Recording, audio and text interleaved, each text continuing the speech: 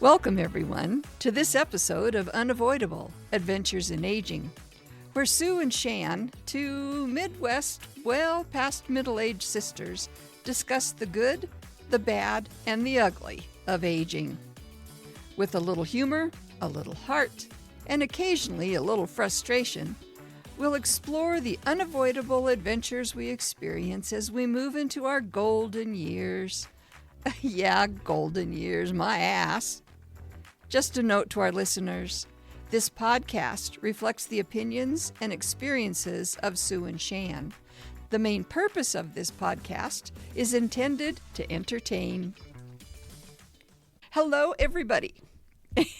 We're drinking wine already. I've only had one. You've had one sip. One sip. Yeah. I know. But I'm just so excited. For the first time this summer, Yes. I'm in shorts and a short sleeve shirt. Yes. So I'm so that's impressed. exciting that I'm allowing the summer air to get to me. I don't know. Ding! We're not starting over. You got to keep going. Okay, darn. Okay. So what we're talking about tonight is, first of all, Theo of Golden. That we did our first ever book review on that last week. We've gotten a few very nice comments. We have. I know. And one of them was from our sister-in-law, Barb. And she started out by saying, first, I want to thank you for not revealing the ending of the book. Because when she was reading it, right as she was getting to those parts, she happened upon, I guess, an AI presentation of the book. I don't know. Like a almost Book a review. Yeah. So the whole end of the book was revealed to her before she had a chance to read it. And you've got to read it on your own, whether with your eyes or your ears. It's so impactful. Yeah. You clutch your chest and go, oh, yeah. So probably towards the end of July. Correct. We will be talking about, we'll do Theo Revisited and talk about the end of the book. And talk about more of the responses we've been getting. So if you're going to read this book, you've got 3 weeks. And if you don't get it read, we're going to ruin the ending for you. So, Exactly. Yeah. So get the book read. That's right. Right. Or we could start that one out by saying, if you haven't read it, turn us off now. Yes, We are going to review And we it. will. We will say, spoiler alert, don't listen. Ding. No. Not another. I don't know where that's coming from today. I've had a lot of bells. All of a sudden. So tonight we are talking about, we really do read, or we really did used to, with our eyes, not just our ears. Right. So today we're going to be talking about some of our favorites, either as children, what we read to our children, what we've read as adults, our favorite professional books that made an impact in our careers when we were just getting started. And then, we'll talk about some audiobooks and the different series that we really like. I forgot about that little piece when you said books we read to our kids. Oh, okay. So all of a sudden I'm like, oh, hurry up, write that down. Yeah, but write that down. I'll get there.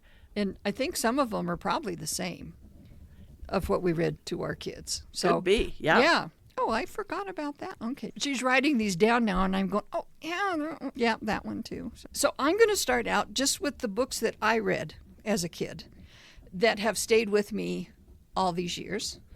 And on my own, and I'm sure I read both of these books when I was in the 5th grade. And one of them was A Wrinkle in Time by Madeline, I won't pronounce her name right. It's L'Ingle, something like that. Okay. Lingle.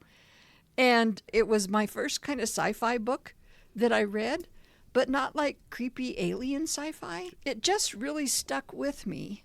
And again, it did have a message in that you have to stay true to yourself. You have to be independent. You can't let other people start telling you what to do, what to think, how to act. And that was one that really left an impact on me. They've tried to redo it in movies. Oh, yeah. Oprah, I'm sorry, I hated your movie. It didn't work. It did not work. She changed way too much of it. And I think I went to see that with Leslie when she was in Vegas one time. We were both there at the same time. And we went to that, and I turned to her at one point and I said, I've never walked out of a movie before, but I could walk out of this one. I'm just so angry. Oh. So she just didn't do it justice. And so that was one And another one that's my absolute favorite, no matter what, whenever, is called The Phantom Toll Booth. And The Phantom Toll Booth was written by, I didn't write down the author's name. No, I had all that here. Well, I can look it up before. Well, you talk about it and I'll see if I can find it. So The Phantom Toll Booth is one of those, the magical journey ones, where he goes through all of it and then you find out he's right back where he started. But it's a story of this kid who's just not satisfied anywhere. When he's at home, he wants to be at school. When he's at school, he wants to be home. He walks as slowly as he can to get from school to home, and then he races up to his bedroom. So he's laying around thinking about how nothing exciting happens. Everything's the same. Norton Juster, thank you very much. You're very She welcome. even wrote that upside down. I did write it upside down. And I can read all of it. Yep. So anyway, his magical journey takes him on a trip through the land of knowledge. And in the land of knowledge, he meets the math magician who does everything you can imagine with numbers. And the main character is Milo. And Milo also has with him a dog called Talk. Talk is a watchdog.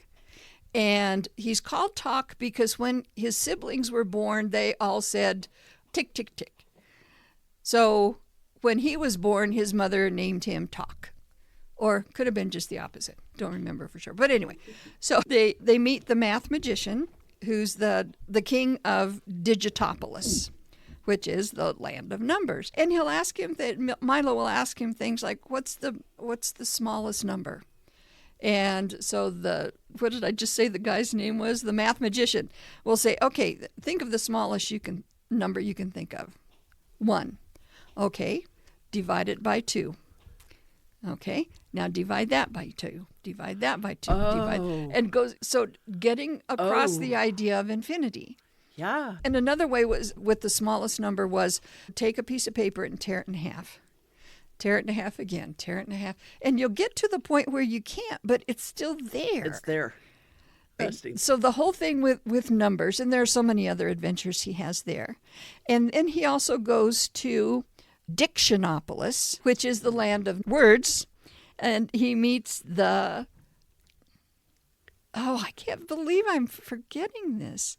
Okay, the math magician and... Okay, I'll have to look it up. Guess what Sue's going to read tonight? Yes, I think I am. And I had it in my bag forever to read at work and didn't get back to it. So he goes through this land and he visits all of these places. There's one about point of view. And in the point of view, the land of point of view, everybody is born at the exact height they're going to be when they grow up. They grow down. Ooh. So everything is always going to look the same. Their point of view will always be the same. Oh. And eventually, their feet will grow to the ground. Wow. Again, talking about, your point of view is always changing. I mean, there's just so many. Yeah, I'm going to have to come up with some more details on that, and we can revisit that one, too. There's a section in there that when Scotty graduated from 8th grade, they asked me to be the speaker. Oh, okay. And there's that whole section in there that I read about making mistakes. And that's the most important thing you can ever learn, is to make a mistake, but to learn from it, because that's how you grow. It's just so endearing. It ends up that he gets back to his house, and he said, well, I would take a nap, but there's so much to do. Oh, wow. So it's really opened his eyes about, the world is an amazing place if you just get out there and look at it. Oh, wow. So those were my 2 favorites when I was a kid. And I don't think I've read either one of those, and I knew they were your favorites. I knew it. I guess I better get them. And those are the ones, especially Phantom Toll Booth. I always had a read aloud time when I was teaching, and I read that book to every single class I ever had. But as I went through, when I'm more and more years teaching, I was finding that the kids in Phantom Toll Booth, there's so many play on words and turns of a phrase, and they weren't getting it anymore because their minds weren't thinking like that anymore. So I can't even tell you how many years did I teach. Then another series that I read at school that I really enjoyed, You're not there. Nobody's going to even hear your voice for the first 20 minutes. Hey, of there this we go. show. I'm okay with that. I really I'll am drink, here you with talk, Shan. I'm good. Okay. It was the Chronicles of Narnia. Oh, The Lion, the Witch, and the Wardrobe. Right. And that was a whole series. That one was really fun to read. So, anyway, you were a much bigger reader yes. than I was. Yeah. I'm the math, you're the reader. Exactly. And so I didn't read near as much Uh-huh. as you did. Not that I'm sure what I did with my time Yeah. back in the day, because you didn't have anything to do but play. Well, you probably played more than I did. Well, that could be. I was sitting in the house reading, and you were actually out Out getting playing exercise. kick the can and baseball and Now, all those I kind got of into the night games. Oh, I love the I night did do games. that. But baseball, softball, yeah. We did Yep. that. How about, what did so you? I had to actually think, but one I was looking for just now over on the shelf because Uh-huh. I think I still have it, and it was something about somebody's birthday party. Not that it's any fabulous book, it was just that it was like one of the very first ones that I even got for a gift Oh, yeah. and read. And I still have that book. Oh, my golly. I still have it. I did read all of the Laura Ingalls Wilders. Sure. Little House on the Prairie and Big Woods and all those. And I can remember that one coming out. And that's interesting, isn't it? Because we talked about old people doing cool things. She didn't start writing until she was 65, Right. right? That is one I can remember. And I can remember having to wait at the library, put my name in for the next Yes. one when it would come back from whoever was reading it. Uh-huh. Otherwise, as a child, I honestly don't remember reading that much. Yeah. In my younger years. Do you remember Mom and Dad reading much? Never. I don't either. Never. I was just thinking of that the other. I do not remember them reading. Huh. And you read to Scotty. We read to our kids. What did they do? They socialized a lot. They did. Shelley and I, we played a lot of games, did a You lot of did. jigsaw puzzles. Yeah. I just don't remember them reading to us. Yeah. Okay, Scott and Shell, you'll have to chime in You'll and have let to us let us know know if you 'cause remember. I don't remember them just being aware of them sitting around Right. reading. Probably they did, but I Right. just wasn't aware of it. And I don't know if, as you had more kids, if that made a difference, because I know just within ours, when we read to the kids, and Aaron and Sean, I believe there's 6 years difference between the two of them. So one of the topics we're talking about, right, is books we read to our kids. Yes. Yeah. Good Night Opus. Aaron Oh. loved Good Night Opus. Was Opus a penguin or something? Yeah, it was Platypus? Platypus. Oh, my golly. It's a great book. But obviously, she wanted that read every night because before too long, Sean could walk into the room and recite the entire book and never look at a page. So we did read Goodnight Opus a lot. In fact, I think Sean just, because it's no longer in circulation. Oh. And a few years ago, he found it. he found it for Aaron, gave Oh. it to her for Christmas. Oh. And of course, some of them that I can remember, whether it was you or Tim or Ralphie or whoever reading it, but the monster at the end of the book. Yes. Is that the name of it too? Yeah, there's a monster at the end of the this book. And it was Grover, right? Right. Oh my gosh, and you could put so much expression into yeah. that as you're Yeah. reading it. Yes. And everybody's eyes are getting bigger because he doesn't want you to turn the page. Don't There's a turn monster. the page. There's a monster. We read that one until Over the and over pages again. were Yep, starting to 'cause fall I wrote out. that one down too. There was another one, had to do with, it was a Sesame Street one, the Yucky Yellow Yo-Yo. Oh, I don't Was that remember an alphabet one. book? We read that one quite a bit too. Yeah. Because then whenever it came to the Yucky Yellow Yo-Yo, everybody Knew it. scream Yeah. that one out. Yeah. Yucky Yellow Yo-Yo. We did a lot of Shel Silverstein. Oh, I love Shel Tim's sister Silverstein. Janet was always great on giving the kids books. Yes. And she gave us a lot of Shel Silverstein. And of course, to this day, The Giving Tree, I think, is Yes. just a Oh, that beautiful, one. beautiful. And every time I read it, I cry. And then the other one that they also liked was Giraffe and a Half. Yes. Remember that one? And that was a great play on words. and Yes. Giraffe Yeah. and a Half and all the things he was doing. So those were some of them. But we read to the kids all the time. All the time. I can remember one time Tim and I were staying. The kids had come to a party for a little bit, and it was time for them to go home, and whoever was watching them was going to take them home. And I turned to Sean, and I said, Sean, you get a half an hour of reading. That's it. And some mom turned to me, and she said, you have to tell your son to quit reading? And I said, yeah, because At he'll night. read all night long. Yeah, He'll yeah. just keep reading. Yeah. Oh, my God, she said. Yeah. I have never had to tell my kids to quit reading. I know. Wouldn't that be a nice problem to have? Yes. And Scotty, he loved to listen to books at night. And another one that he liked was Are You My Mother? I remember that one. Are you my mother? And then blah, blah, blah, blah, blah. No, I'm not your mother. Was it a Sesame Street It one? was. Yeah. Oh, yeah, I remember that one. And then the other one that we read, and I don't even know, 4 or 5 times, I don't even know, was the Sesame Street Encyclopedia. Oh, yeah. Do you remember that Yes. one? And it was thick, but we read every page. You would read the word and what it meant. You'd talk about the picture, and we'd get done with it, and he'd say, "Can we read that one again?" Okay. Okay, so for our children, let us know which book you do remember as a child. Oh, I would another love one- that, yeah. Another one, too, that we got, and for Sean, you'd read it, and that was the Encyclopedia of How Things Work. I remember. Remember that book? Oh, he was into it. He was And gadgets it's and not yeah. that it was a chapter book or anything. No. Like it was how things really worked. Yeah. And the lever and the pulley and all sorts, steam engines and everything.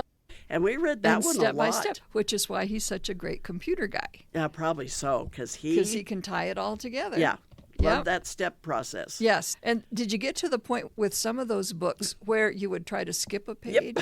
You skipped a page. Oh, come on. I heard this story 400 times. Yeah. There was one time, thank you, Kelly and Aaron, for raising kids that love to read, that I went to visit, and I walked through the garage because the garage door was open. I look in the car, and there's Emma sitting in her car seat reading a book. So I walk in, and I said, Aaron, did you forget Emma? He said, yeah, I leave her there. The weather's nice. She'll come in when she's done reading her book. We open the garage door for air. Air. Exactly. Not too cold, No, not too hot. cold. He said, and he did say, if it's cold enough, I make her come inside. Otherwise, I just leave her. She's sitting there. She came in, I don't know, 20 minutes later because she'd finished her book. And so that was first grade. Yep. So Bless their hearts. people out there, read to your kids. Read to your kid. Let's see. Okay. What I read at school. How about a favorite professional book? So you would think I'd have many, but I Yeah. don't. 8 to Great, Mary Kay Mueller did that series, and she came to Alliance and did a program. One was for staff, and then she went to the schools and talked about it. The thing I liked about 8 to Great, it was the first time somebody was giving me an avenue to help a student get past bad things. Oh, It finally gave me the steps. like family problems, anything. stuff like Family problems, friends. Yeah. And unfortunately, if you've never been in a school system, there's some bad Oh yeah. stuff those kids have gone through. Yes, they have. And to say, oh, you need to finish that math paper. Yeah. When this child has not even had breakfast and didn't have supper the night before. Got all their siblings ready for school that morning And got him to school. and got them to school on time. Got himself to school. It's a little hard to try to push that math paper. With 8 to Great, it gave me more steps of, I can't think of what it was, but it had to do with see it in your mind. And if you can picture it in your Visualize. mind. Yeah. What is it you want out of life? Okay, so now how are you going to get it? What are you going to need to do? Here's the steps. Here's what to avoid. Uh-huh. So it was giving them the tools to improve themselves, improve their lives, how to deal with bad situations. Yeah. And then I taught 8th grade quite a few years. I had the pleasure of Sandra Pilfold, who was the PE teacher back in the day when girls and boys PE was separate. Mm-hmm. And so she had the girls PE. I had the freshman girls, and they came to me once a week, and we went through the whole 8th grade book. Wow. And some of the stuff that's in there, there's one where the forgiveness, I talked about forgiveness, and you write a letter. You talk about forgiveness, and it's not that you're forgetting. It's not that it meant it was right what this person did to you. But you got to forgive because that gets rid of it. Right. And you write a letter, and it's a lot of tears, and then you burn them. Yeah. And so we would go out I had to a the therapist who had me do that. yeah, went out to the welding shop, and thank you, my. Lori Walla. Could you She- take the torch to it, the acetylene No, torch? or you she just, made us a darn. bin with Oh, with, okay. burning in there. Darn. And they all threw it in there and just silence, absolute silence from all of them. And you did journaling. And then Roxy Smith, who was an English teacher, took 8th grade even a step further, and she created this journaling program that her English class I did. remember looking at those Oh when I my subbed for gosh. her. They were beautiful. They're beautiful. They just were so elaborate in color, and they could paste stuff on it, and they could write, or they could draw a picture. But pretty much once a week, they were going to journal in her class. And it was all for you, not for anyone else. Right. And that was another part of that journaling that you did. And I always told everyone, you don't want me to read your journal, fold the paper in half, and put it back on the shelf. I had one young lady, I have no idea if she ever wrote anything down, because she folded her page every time, and I never read it. Yeah. And every once in a while, there'd be one where somebody would fold it, and I never read it because they had to trust me. The trust, that is so important. Yeah. So it was 8th grade to me just helped me so much to help students. And they still, I was going to ask, you did this with the freshman girls. Did you also with the boys? No, that teacher didn't want to do it. Oh. And then I think I got to do that for 2 years with the girls. Then they integrated, and so Coach Pilfold wanted to do it again. It didn't work. No, it doesn't. Because those girls and boys do not work well they together. Weren't gonna. Those girls did not open up at all. No. Compared to when it was just the girls and myself, and they would open up on so many levels. So anyway, 8th grade, that's the one I can think of. Did we have to read a million books? Yes. We'd get a new principal, and they'd say, oh, you got to read this book. And sometimes I would try it. Sometimes I'd get through it. Sometimes it was like, oh, screw that. And, that 8th grade, I think they still have that at the high school. Because I see pictures every once in a while that somebody's posted, oh, here's our 8th grade group, and this is what we do. So I think they're doing that. And Roxy has retired from the school system, and then she went into teaching teachers about 8th grade. Mine was called Control Theory. And I think it's when I was going through my master's program and we were talking about classroom behavior, blah, blah, blah. But it's Control Theory by William Glasser. And when it, like with you in 8th grade, when it sparks something, that's when you remember. And his whole thing is you have control of your own life. So many times people will say, well, I had no choice, or somebody made me do it, or something. No. When you think about it, you have complete control.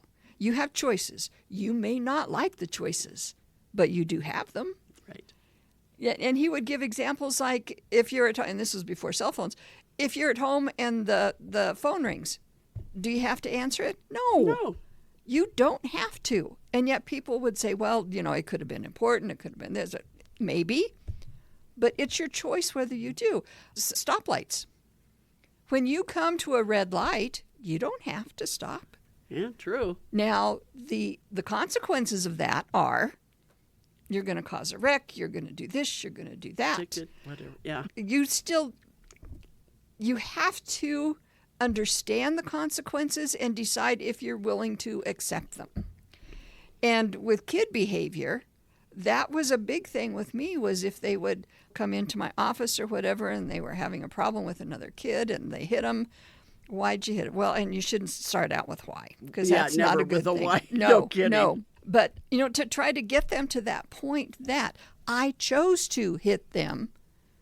And they could say, because I was angry, because I was, and then you go into other choices. Could you have walked away?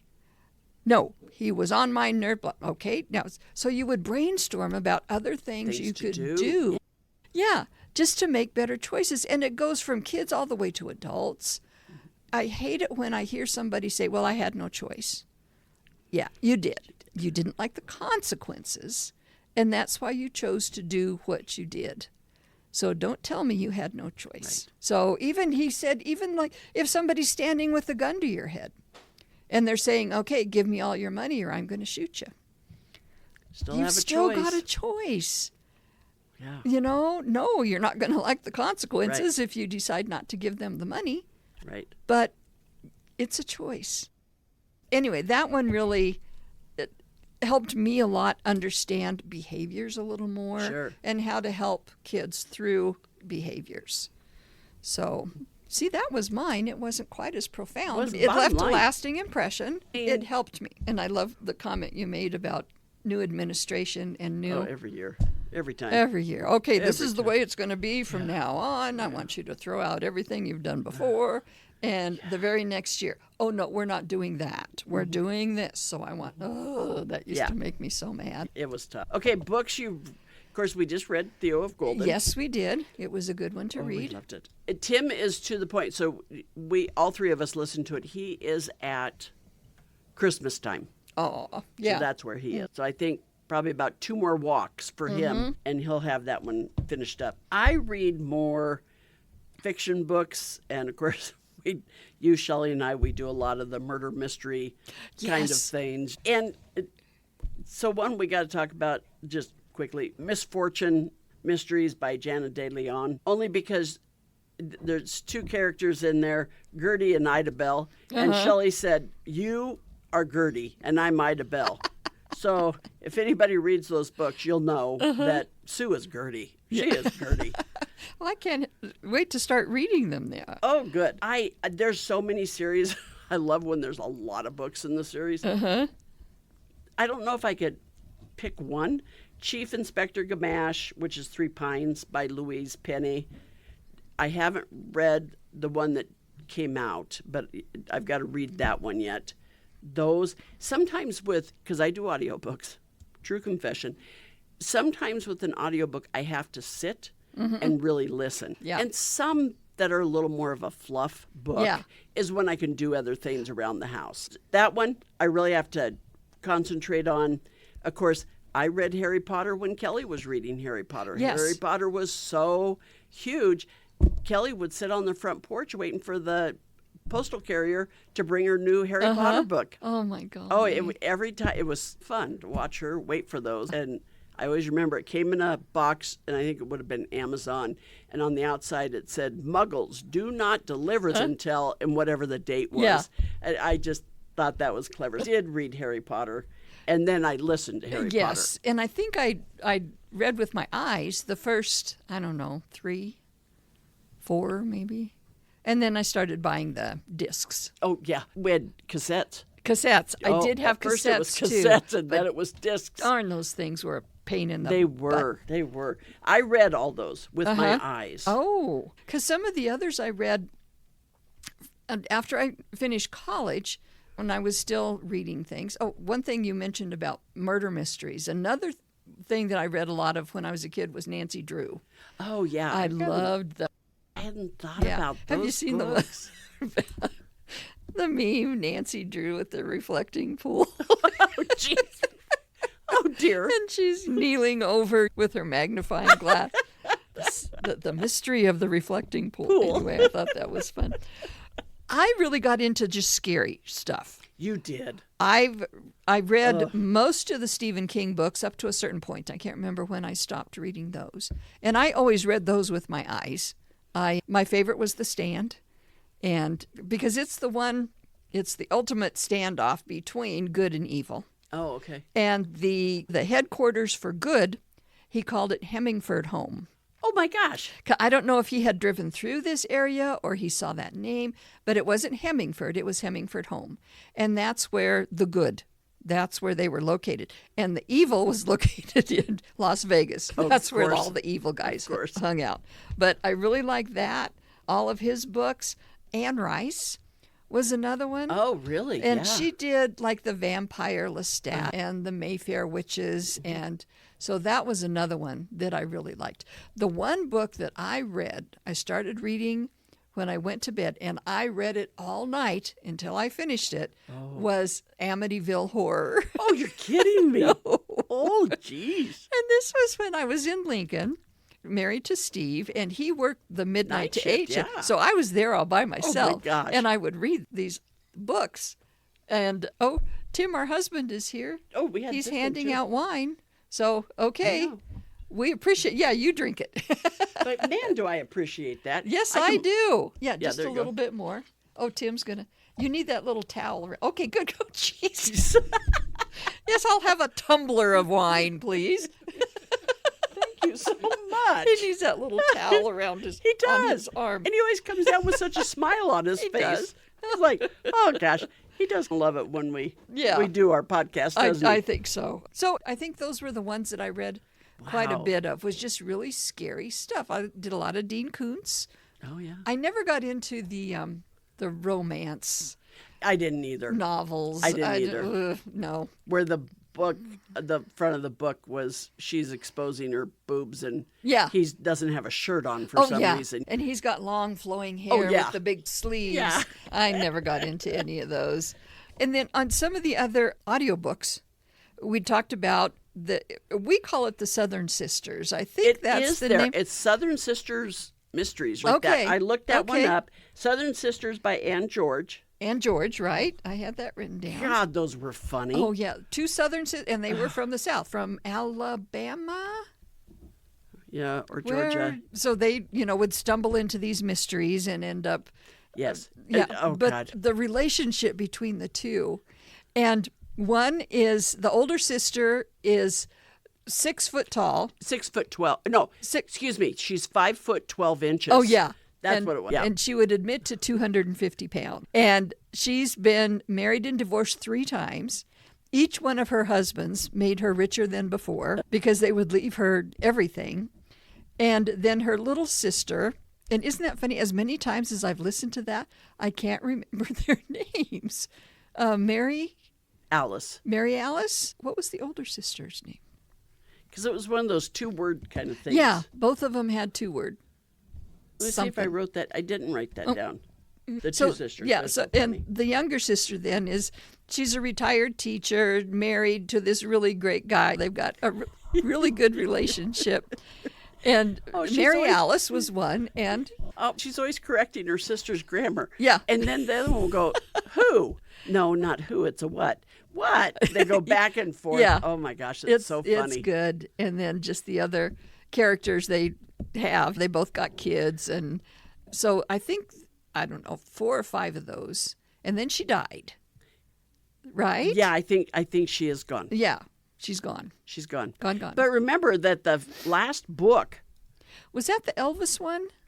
because you keep trying to listen to it off YouTube. Oh. And it's got static through half of it. Yeah. And I'm like, Sue. So I had to buy that book and read it Yeah, because I and you gave wanted it to the me. last one. And the audio didn't come out like on Audible or through my library. Yeah. So I had to read it. It's My one eyes. of those, too, that I would listen to the first part and then I'd fall asleep. I still don't know who done it in any of those because I slept through the my ending. God. So they're still new to me. You can start those anytime. Brand new adventure. Yeah. So I like those lately. I've been doing a lot of Agatha Christie, M.C. Beaton. Yep. Her character is Agatha Raisin. Agatha Raisin. Yeah. And Hamish Macbeth. Hamish is her other Macbeth one. was. She started out, I think, with Hamish and then Oh, switched really? And over then okay. to Agatha. You know, another one I was thinking of, and these we've physically read, Stephanie Plum, Janet Oh, Ivanovich. yes. Yeah. I can remember sitting on my back porch one morning reading that and starting to laugh out loud. Yes, her Oh, grandmother. those were so And great. Lula was her Yeah. partner. Lula was the ex-hoe. And they work at a Bell Bondsman. Were they the alphabet or the numbers? They're numbers. Numbers. And the alphabet is Kinsey Milhone, Yes. Sue Grafton. Sue Grafton. Yes. Yes. And if anybody's I've read a ever bunch of gone those, looking too. for Z, it is not there. Oh no. She passed away before she did Z. Oh no. So it goes A through Y. So close. So close. And there's a lot of those series. I will listen to them again. Oh yeah. Because Um, it's been long enough ago that exactly. I didn't even sleep through those. You actually listen. Yeah. Anna Pigeon, which is by Nevada Barr. Kate Sugak, which I Yeah. love that one. Dana Stabenow, that it takes place up in Alaska. And I've always enjoyed those. Scott kind of got me going on finding the ones that were free on Audible because sometimes I go through them so fast, I got to repeat because I don't Yeah. have any credits left on Yeah. Audible. But my audiobooks, I also use our library. Check out your library, everybody. Yes. Is it called Overdrive? Yeah, it Or- might have Libby. Libby. Is Libby, now- that's the one. And I've is got the that app. on my phone. And you just go up to your library and they'll get you set up with audiobooks. And it is just such a great service that they do. Now, when you check out a book, just an audiobook, just like anything else, it's going to have a 2 or 3 week window, and either you got to Right. renew it or you got to return it. But as always, your library is free. So folks, go Oh, check out yes. your library. I've read a few historical fictions, Yeah. and I kind of like those, but not that I'm going to worry about them. I've listened to some nonfiction, believe it or not. Yeah. I really did. I have a hard time with nonfiction. Well, I did Enough by Cassidy Hutchinson. Yeah. She worked for Trump. It was an Oh, interesting yeah. one. You did Kamala's book. 107 days. The other one that I listened to, and I found out that on June 23rd, a new book came out, but Maggie Haberman, she wrote for the New York Times, I think. Yeah. I think it was the Times. Confidence Man about Trump. Yeah. And now a new one has come out, Regime Change, Inside Oh. the Imperial Presidency of Donald Trump. Oh, my golly. Maggie Haberman came out on You are really well read. 23rd. I've got children's books and cozy mysteries. Well, yes, I was reading the writings of Aristotle. And It's not that much. yeah, But, well, you know, Tim is such a reader. he really and is. he will have Yeah. an audiobook when he walks and then a physical book When he's the rest home. of the time. So read. Yeah. Read.